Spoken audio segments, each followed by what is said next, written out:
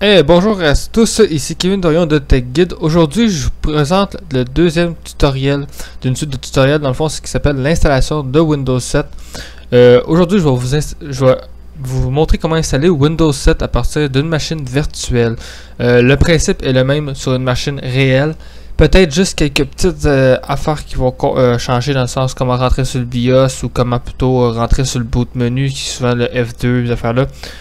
Moi, je ne vous montre pas comment rentrer là-dessus.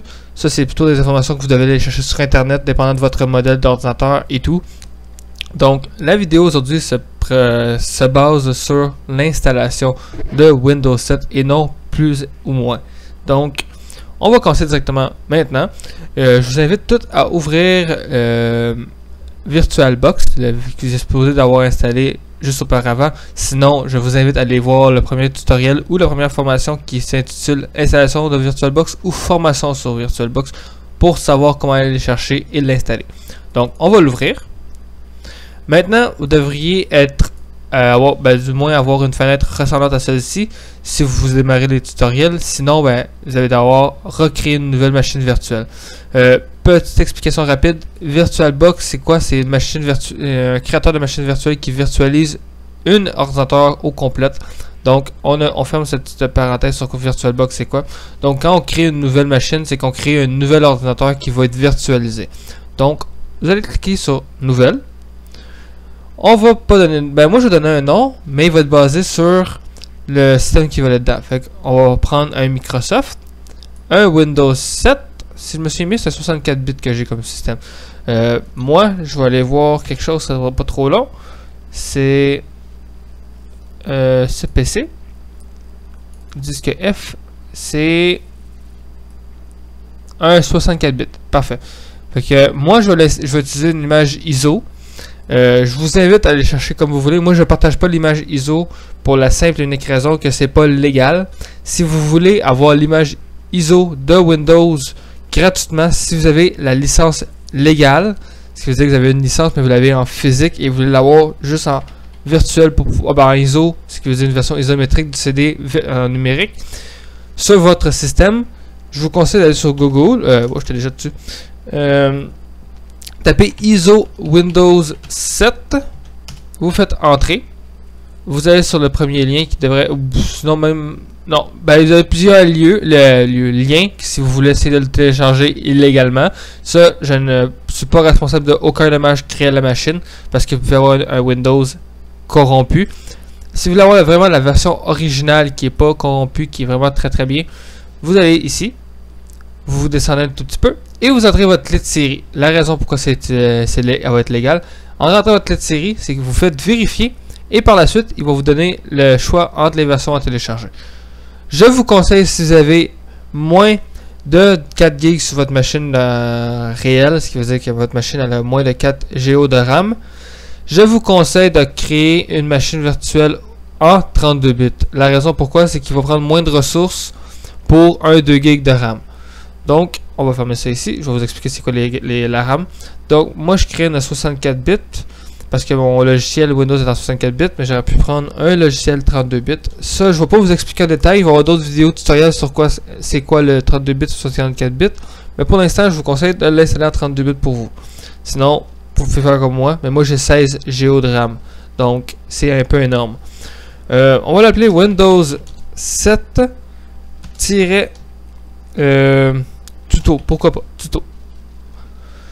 On va faire suivant. Donc, ici, c'est la taille de la mémoire RAM. Si vous voulez savoir votre mémoire RAM, je vous conseille de... Moi, je suis sur Windows 10, mais si vous êtes sur Windows 7, le menu démarrer ici, vous l'ouvrez, vous tapez DXDiag, comme ça ici, DXDiag. Sinon, vous pouvez faire les touches de clavier Windows plus la touche R en même temps. Ça va vous ouvrir la commande exécuter. La raison Windows Run qui vous ouvre la commande ici, mais ça c'est un peu poussé. Et vous écrivez la même chose, DX Diag, qui est le DirectX diagnostic. Donc comme ça ou comme ça ici. Moi je vais y aller comme ça parce que c'est plus facile pour la plupart du monde. Vous faites oui. Maintenant, la fenêtre qui vous affiche, c'est une fenêtre d'information système. L'information système vous permet d'avoir toutes les informations sur votre système. Ben, c'est la raison pourquoi ça s'appelle une information système. Je vous conseille de regarder ceci avant de faire toute autre manipulation de la création de votre machine virtuelle. Et on va aller ici dans la date et heure de jour. Ça veut dire que c'est l'heure à laquelle on est aujourd'hui. Le nom de l'ordinateur, c'est Kevin PC. Le système d'exploitation Windows 10 famille 64 bits version 10.0. Ça, vous n'avez pas besoin de vous concentrer là-dessus, c'est Windows 10. La langue est le français, paramètres régionaux français. Le fabricant du système Alienware. Et le modèle du système Aurora R3. Le BIOS, ça c'est si vous voulez, comme je vous dis, l'installer sur votre machine réelle. Je vous conseille de prendre ça ici. Ou sinon votre ordinateur et votre modèle. Le googler sur votre système, on va le faire en même temps. Pour ceux qui veulent le faire sur la machine réelle. Parce que je le fais pour les deux. Vous tapez votre nom ici. Qui est Alienware. Alienware Aurora R3. Et vous tapez boot. C'est boot. Ouais, je pense que c'est boot. On va aller sur boot. Ok, il va me donner des problèmes. Mais ça, vous devez faire une recherche absolument. Ok, là, vous voyez. Oups, ma souris ici. Le BIOS se load via le F2. Mais là, il dit qu'il y a des problèmes. Mais vous pouvez voir comme à l'alternative, I cannot access into BIOS F2.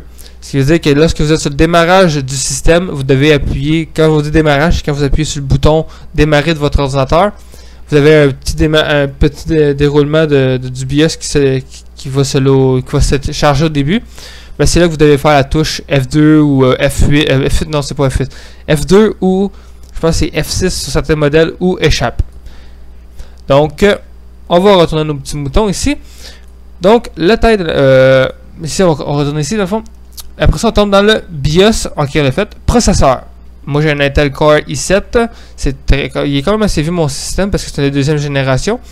Bon, la petite place que je voulais arriver c'est la mémoire.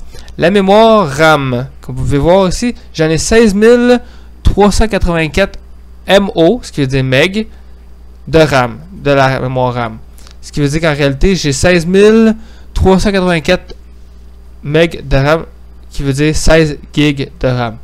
Donc, quand vous allez faire votre mémoire ici, assurez-vous de ne pas dépasser la mémoire de votre système. Comme tu vois, moi, il arrive dans... moi, il dit j'ai 16 GB maximum. Si je vais ici, je vais buster mon système. Donc, on va se mettre à peu près à 4 GB, ce qui est le 1 quart de votre système. Fait que si vous démarrez 4 machines, elle va prendre 4, elle peut prendre jusqu'à 4 GB, l'autre va prendre jusqu'à 4 GB et l'autre jusqu'à 4 GB. Je vais pouvoir rouler 3 machines. Donc, il faut toujours laisser au moins ça pour faire une machine virtuelle. Donc, voici. Là, on va faire suivant.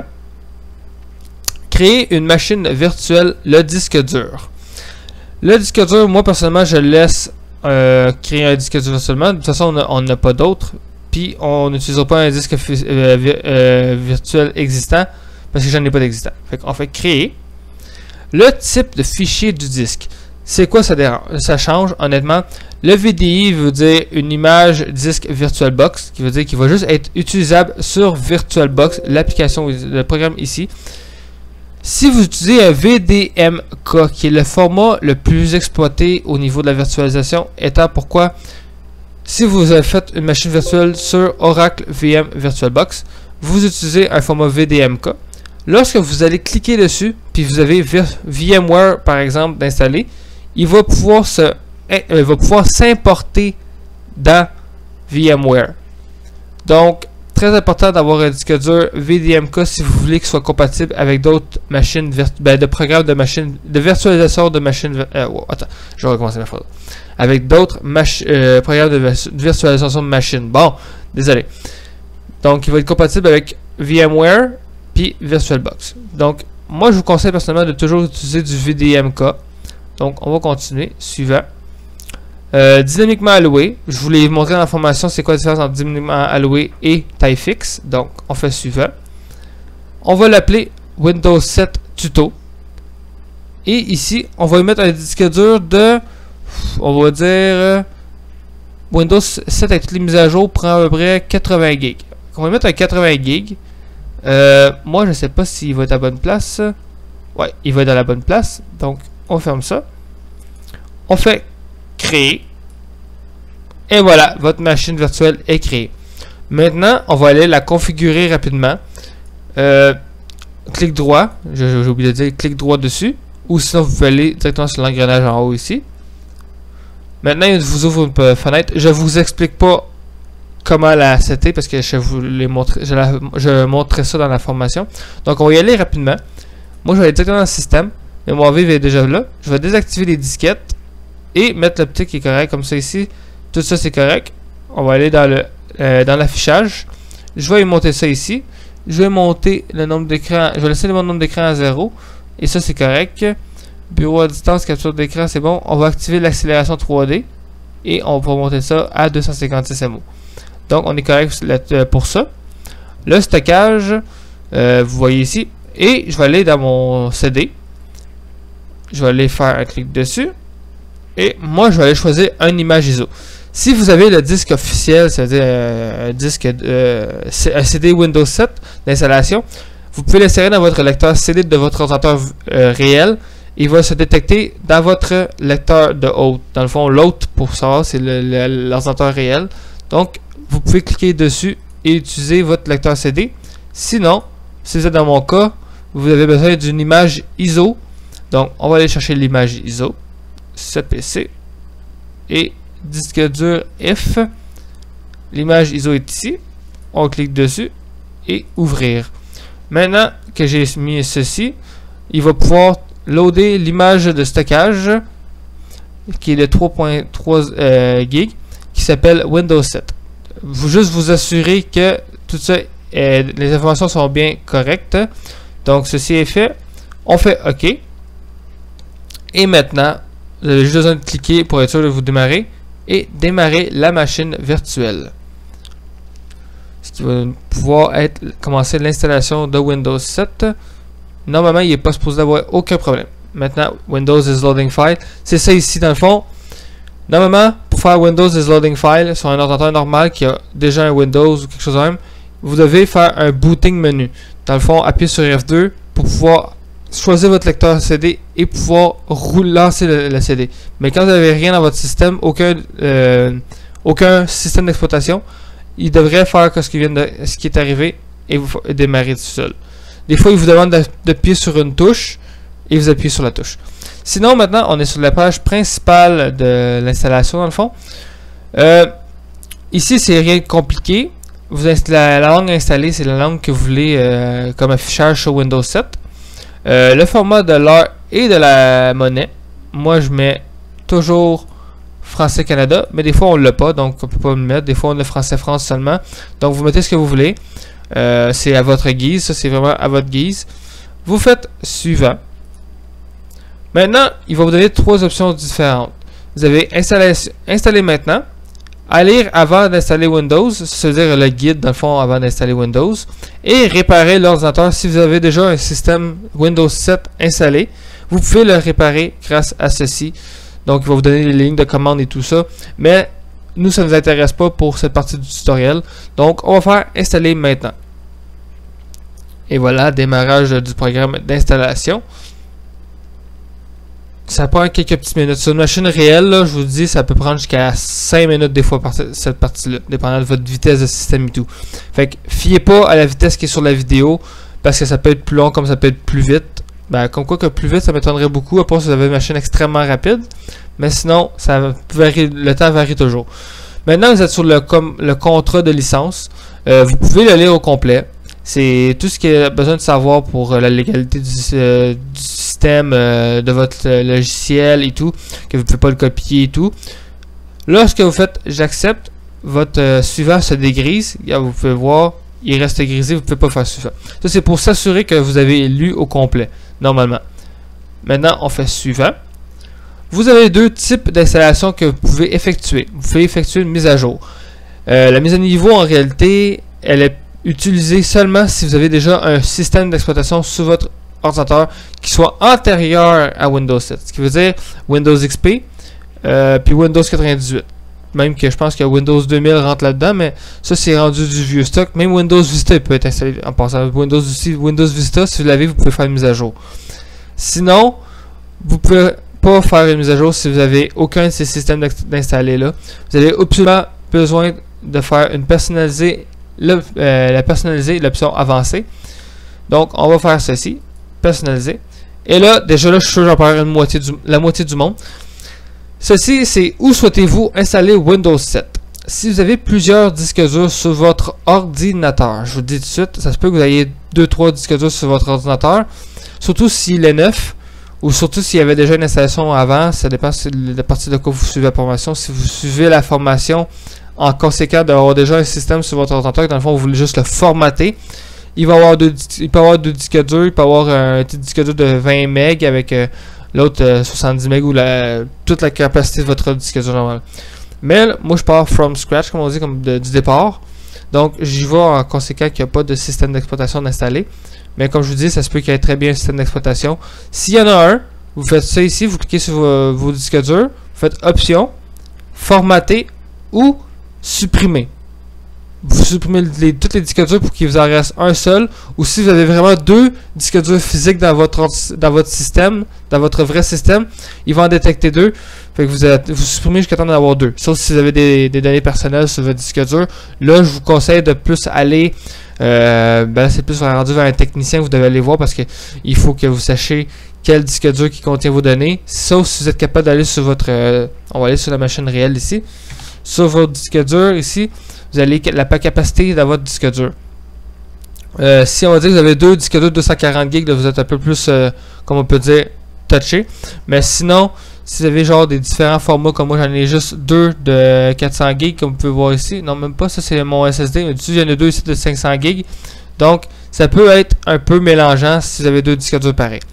Mais sinon, vous allez voir. Désolé.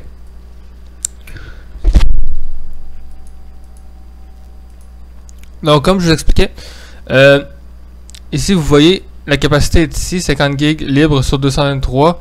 Normalement, vous devriez voir taille totale, espace libre. Dans le fond, l'espace libre, c'est vraiment ce qui reste ici. Dans le fond, c'est comme la division. Comme vous voyez ici, 54, il serait marqué 54 ici. Mais comme je vous ai dit depuis le début, vous êtes supposé partir comme moi sur une machine virtuelle. Donc, vous êtes supposé d'avoir la même image que moi en général. Si vous n'avez pas ça, c'est parce que vous ne le faites pas par une machine virtuelle et je ne suis pas responsable des dommages. Si vous plantez votre disque dur réel, vous supprimez toutes vos données, je ne suis pas responsable de ça. Donc, on va y aller. En conséquence, vous êtes à la même place que moi. Et on va cliquer sur le premier disque dur ici que vous voyez. Et vous avez deux manières d'installer Windows.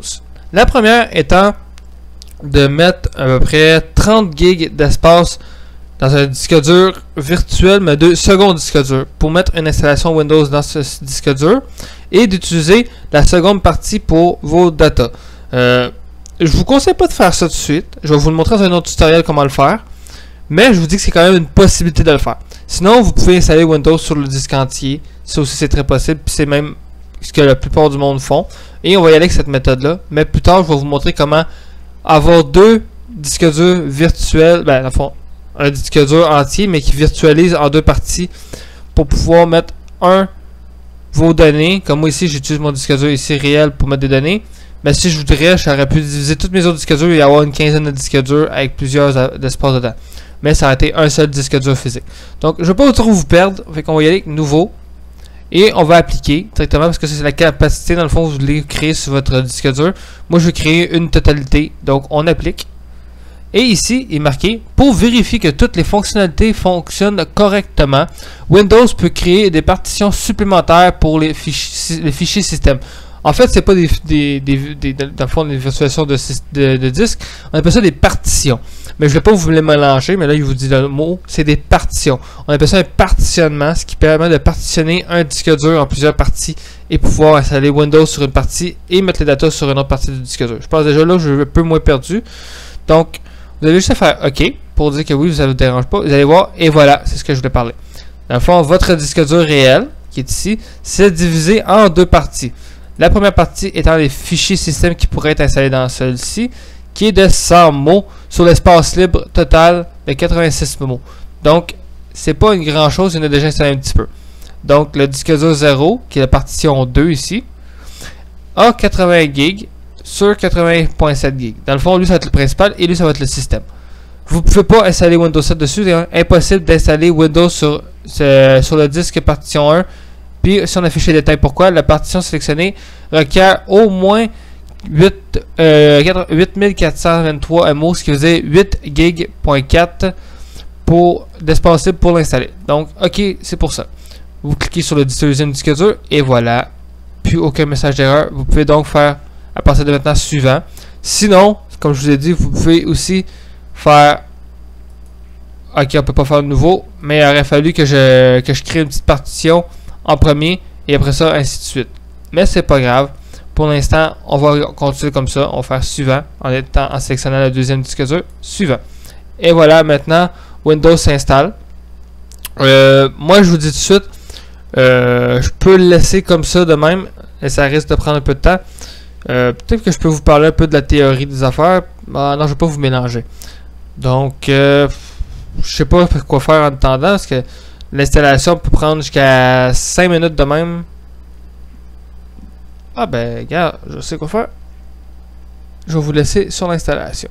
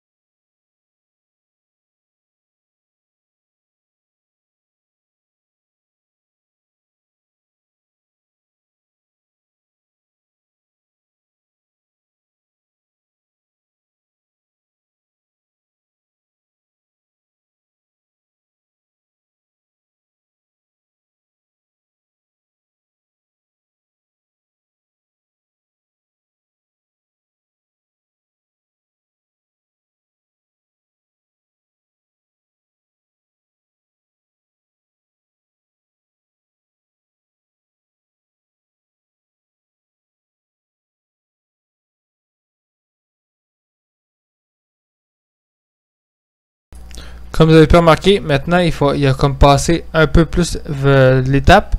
Et maintenant vous êtes rendu sur l'étape installation des mises à jour. Et voilà, Windows doit redémarrer votre ordinateur pour continuer. Donc vous pouvez faire redémarrer maintenant pour aller plus vite. Ou sinon vous pouvez attendre le 5 secondes et il va redémarrer par lui-même. Donc on va l'attendre et voilà, il redémarre. C'est bien normal si votre système redémarre, c'est la logique des choses. Voilà. Là, vous n'appuyez sur aucune touche. Vous avez ce que je vous ai dit tantôt. Si vous avez un système déjà installé, il va vous demander d'appuyer sur une touche. Sinon, il ne vous demande pas d'appuyer sur aucune touche. Donc là, j'ai pas appuyé. Et voilà, Windows démarre correctement le programme d'installation. Et voilà, il va continuer son installation.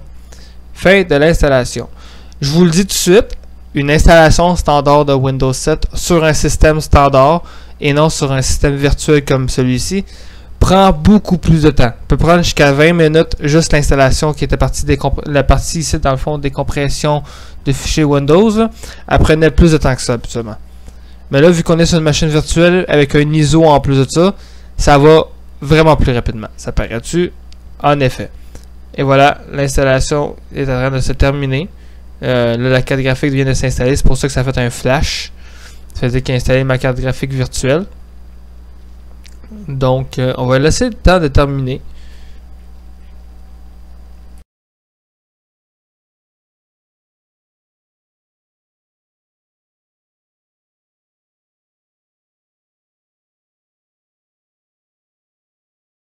Et voilà, maintenant l'installation est terminée. Il va redémarrer à nouveau. Vous ne cliquez sur aucune touche ici non plus. Je ne vais pas vous voir appuyer aucune touche. Et voilà, démarrage de Windows. Donc, Windows va démarrer. Et je vais vous montrer comment démarrer Windows comme du monde la première fois, parce qu'il faut écrire votre nom d'utilisateur et tout. Donc, on va y aller avec ça. C'est le programme, et voilà, vous atterrissez sur la première, en fait vous allez apparaître sur la première image qui est la configuration de Windows. Windows 7 professionnel. Moi c'est une professionnelle, mais vous pouvez avoir Windows familial, ça ne dérange pas. Choisissez un nom d'utilisateur pour votre compte et nommez votre ordinateur de façon à pouvoir l'identifier sur le réseau. La partie réseau, on va y toucher un peu plus tard. Pour l'instant, nommez juste votre ordinateur, votre nom ou ce que vous voulez. Dans le fond, c'est vous qui décidez. Vous pouvez l'appeler PC et ça va vraiment l'appeler PC. Mais moi, je vais l'appeler tuto PC. Dans le fond, on va faire suivant. Définir un mot de passe pour votre compte. Mon compte, je vais l'appeler mon mot de passe, je vais donner 1, 2, 3, 4, 5. Oups. 1, 2, 3, 4, 5, 6, 7, 8, 9. Très dur, mais c'est. En fait, c'est pas dur pour tout. 1, 2, 3, 4, 5, 6, 7, 8, 9. Et vous n'avez pas le choix de donner un tint. Un int, dans le fond, c'est un indice pour pouvoir se faire suivant. Moi, je fais juste faire 1, 2, 3. Et voilà, ça me débloque l'indice. Donc, suivant. La clé de produit. Donc, moi, j'en ai aucune. Honnêtement, je ne fais pas un tutoriel parce que j'ai une clé de série. J'ai plus de clé de série, ça fait très longtemps. Sur Windows 7, en fait, j'en ai une pour cette version-là, mais c'est une version de mon école, donc je ne l'utilise pas et je ne la mettrai pas au public non plus. Donc, pour ceux qui n'ont pas de clé de série, vous avez le droit de ne pas l'activer tout de suite. Vous pouvez désactiver la coche et vous avez 30 jours d'essai pour pouvoir l'utiliser. Vous pouvez ignorer ou faire suivant, ça va comme bypasser, mais si vous faites ignorer et suivant, c'est deux affaires différentes. Ignorer va ignorer l'étape complète, suivant va enregistrer le fait que vous n'avez pas de clé de série et que vous ne voulez pas l'activer automatiquement quand je serai en ligne. Donc, c'est à vous de décider si vous voulez ignorer complètement l'étape au complet ou faire suivant en prenant en considération que vous n'avez aucune clé de série. Moi, je vais faire ignorer. Ici, protéger votre ordinateur et améliorer automatiquement Windows. Vous pouvez utiliser les paramètres recommandés, installer uniquement les mises à jour peu importantes ou maintenir le blocage de redemander ultérieurement. Moi, j'utilise tout le temps ça ici, utiliser paramètres recommandés parce que de toute façon, si vous êtes un utilisateur normal, je vous conseille ça. C'est pas vous casser la tête. Installer uniquement les mises à jour importantes. Ça va installer uniquement les mises à jour, mais vu que Windows 7, à la date d'aujourd'hui, n'a plus aucun soutien via Microsoft, il y a des grandes chances qu'on soit obligé d'aller chercher les mises à jour par nous autres mêmes. Donc, je vous conseille de faire paramètres recommandés. Donc, paramètres recommandés. Ici, vous avez le UTSC. Moi, je le mets sur celui-ci, mais c'est le fuseau horaire, dans le fond, votre heure locale. Moi, je suis au Canada, fait que je vais avec US et Canada. Si vous êtes en France, vous trouvez la France là-dedans. Je sais pas, j'ai jamais utilisé ça pour la France. Mais dans le fond, vous avez tout ici. Fait que vous choisissez votre fuseau horaire, le calendrier, votre heure, ces affaires-là. Vous faites suivant. Maintenant, sélectionnez l'emplacement actuel de l'ordinateur. Moi, je suis... en fait, quand il dit sélectionner l'emplacement actuel de votre ordinateur, c'est... Est-ce que vous êtes dans un réseau domestique? C'est-à-dire, est-ce que votre ordinateur est placé dans une maison, dans un appartement ou d'affaires là? Si oui, vous cliquez réseau domestique. Si vous êtes dans un lieu professionnel, veut dire votre lieu de travail ou n'importe quoi, vous cliquez sur réseau professionnel, ce qui va vous permettre d'activer certaines fonctionnalités que le réseau domestique n'ont pas. Et le réseau public, celui-ci permet de vous donner des protections supplémentaires si vous êtes dans une bibliothèque ou n'importe où. Par exemple, vous êtes sur un portable. Préférable d'utiliser le réseau public si vous êtes dans une bibliothèque. Sinon, vous pouvez utiliser le réseau domestique. À vous de choisir. Moi, j'utilise toujours le réseau domestique parce que professionnel, je ne crée pas d'ordinateur pour le niveau professionnel. Et le réseau public, j'y vais jamais. Donc, réseau domestique, connexion à votre réseau et application des paramètres. Donc, on va laisser ceci se faire.